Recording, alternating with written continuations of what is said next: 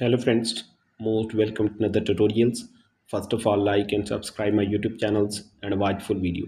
And share my video with your friends. And press the bell icon for more updates. Then we're going to start the video. In this tutorial, so we discuss that.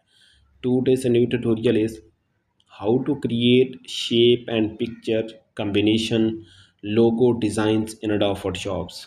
Today I discuss that the most important and successful topics: creating shapes and picture combination logo and designs photoshops.